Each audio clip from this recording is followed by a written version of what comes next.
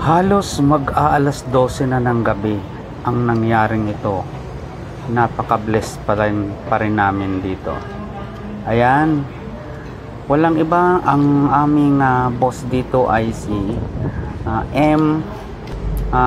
MR.